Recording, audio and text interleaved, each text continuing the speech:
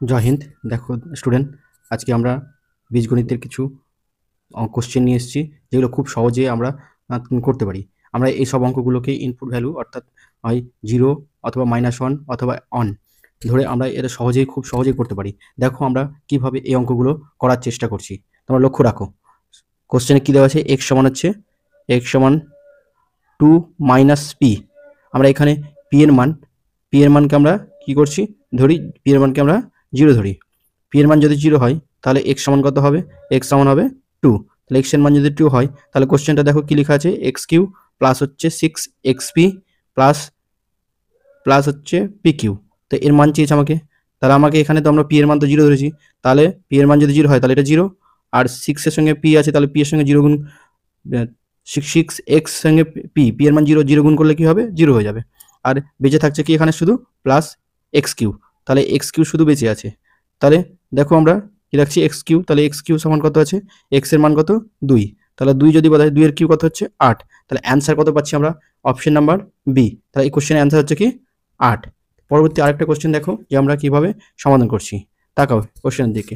আমরা আগেই বলেছি যে এসব ধরনের অঙ্কগুলো কি হয় 0 অথবা -1 অথবা +1 ইনপুট করে করতে পারি। তো এখানে দুটো ভ্যারিয়েবল আছে, দুটো ভ্যারিয়েবলের মধ্যে একটা ভ্যারিয়েবল 0 ধরতে পারি বা 1 ধরতে পারি। তাহলে আমরা এখানে লিখি কোশ্চেনটা কি আছে? x + 3y + 2 = 0। আমরা কি বললাম?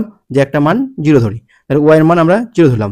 y এর মান যদি 0 ধরি তাহলে এখানে x এর মান কি হবে? তাহলে দেখো y এর মান 0 বসালাম = 0। তাহলে y এর মান যদি 0 হয় তাহলে x এর মান কত হচ্ছে?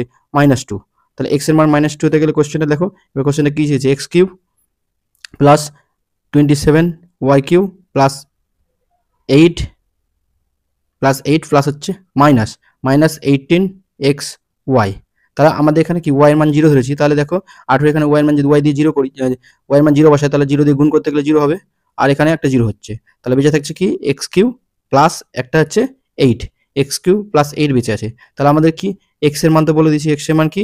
-2। তাহলে -2 কিউ আছে তাই কিউ বসালাম, প্লাস হচ্ছে 8 প্লাস 8। তাহলে 2 এর কিউ কত হয়? 8। 8 যেখানে মাইনাস আছে তাই মাইনাস হলো। তাহলে -8 প্লাস 8 তাহলে -8 থেকে +8 বাদ দিলে কত হয়? 0। তাহলে এই কোশ্চেনের অ্যান্সার কি হবে?